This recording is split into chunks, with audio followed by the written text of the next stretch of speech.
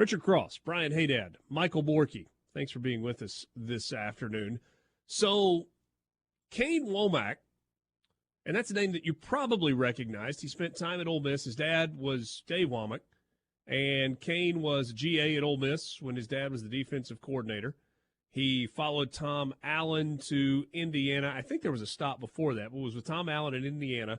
Was defensive coordinator there, and then became the head coach at South Alabama, where he's done a good job in a short period of time. But Kane Womack is leaving Mobile. He is moving north in the state of Alabama, leaving a head coaching job at the University of South Alabama to become the defensive coordinator at the University of Alabama on the new staff there. What is your immediate reaction to that? Leaving a head coaching job at a smaller school to become a coordinator at one of the biggest brands in all of college football. I mean, at the end of the day, if you could get a job with less responsibility but more money, wouldn't we all take that? I mean, we would all take that, right? Not always. In most instances, you're going to go like, I got to do less but get paid more. Yeah, I'm in for that. I know we're not huge fans of him on this show, but I thought Dan Wolken had a good tweet last night. He said, technically Alabama and South Alabama play for the same championship. In reality, they do not. And then that's just the truth of this matter, where your head coach is willing to take a step down because somebody else can give him more power and, in reality, more publicity for his next head coaching job. I mean, what gets if Alabama comes out these next couple of years, puts together some elite defenses, and wins a national title versus winning 8 games, 9 games a year at South Alabama, what puts Kane Womack in a Power 5 head coaching job quicker?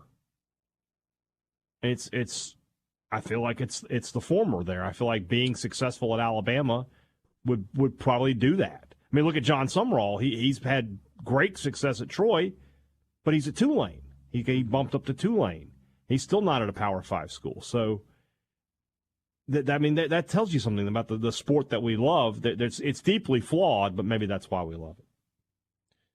Yeah, I think it's a good point. And it also, within the Power 5 realm, it sets you up for a better job there. Yeah. Right, so it's not just John Sumrall going from Troy to Tulane. If John Sumrall had gotten the Mississippi State job, and his name was bounced around, and there were conversations there, and very well could have happened. He didn't. But Kirby Smart, as a defensive coordinator, left Alabama and went to Georgia. That's got to be what Kane Womack's looking at, right? So another year or two of success at South Alabama might have put Kane Womack in line for Indiana, place where he coached. I mean, I know they just got a new coach. I understand. Purdue, Rutgers, Maryland. I'm just like randomly picking jobs. Vanderbilt, if something happens there. Whereas being to your point, highly successful coordinator at a place like Alabama puts you in the conversation for, I don't know. You understand what I'm saying? Yeah, it's relatively common, or at least not all that unheard of. And, I mean, look at the sample set. Where did Dan Lanning come from? He was defensive coordinator at Georgia and went to Oregon. Yeah. At the head coaching job at Oregon. And, I mean, I know Oregon and Syracuse are two different jobs, but you didn't even have to be a defensive coordinator to get the Syracuse job. The guy that was recruiting 5 stars at Georgia, Syracuse saw that and thought, I need some of that. And look at Syracuse's portal haul. Quite good. The early returns on that risk, quote unquote, look pretty good for them.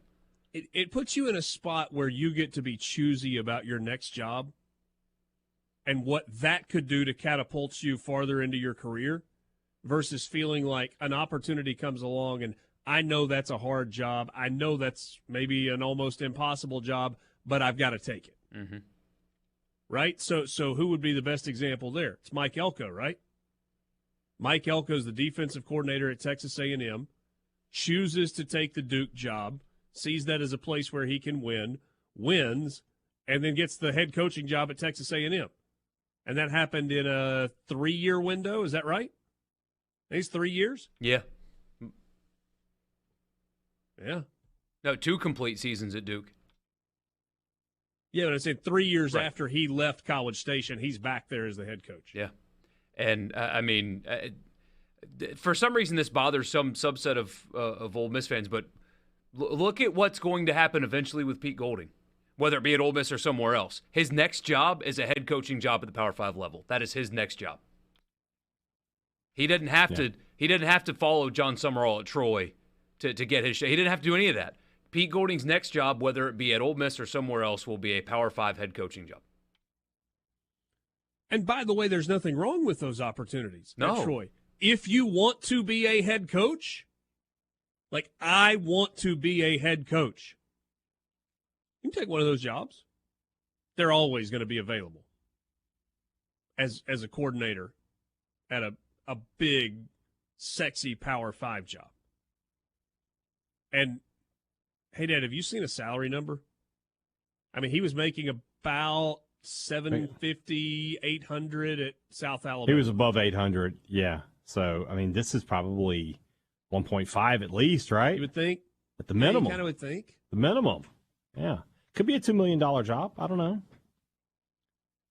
It's possible. But I mean, that's what we're talking about there. So he's he has less responsibility, and he 2.5 his salary maybe. I mean, Yeah. just take the optics away of from head coach to defensive coordinator. Job A to job B. Job B is less responsibility and 2.5 times the pay. Almost every American would take that job.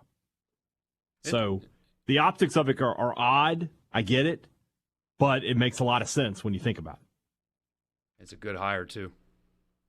Oh, it's a great hire, I think. So, Kane Sharp.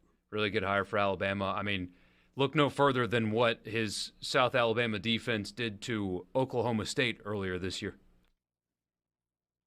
That's a really talented Oklahoma State team. Went to the Big 12 championship, and look at what South Alabama did defensively to them. Yeah.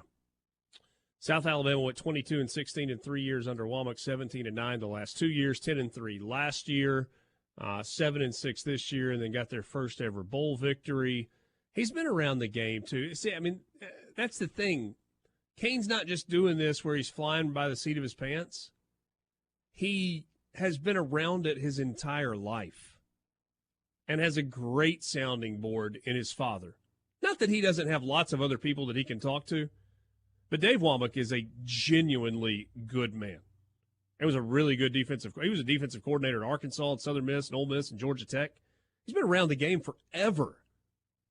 And so it's probably a conversation you have. Pops, what do I do here? I mean, I've wanted to be a head coach. I am a head coach. We're in a good spot in South Alabama.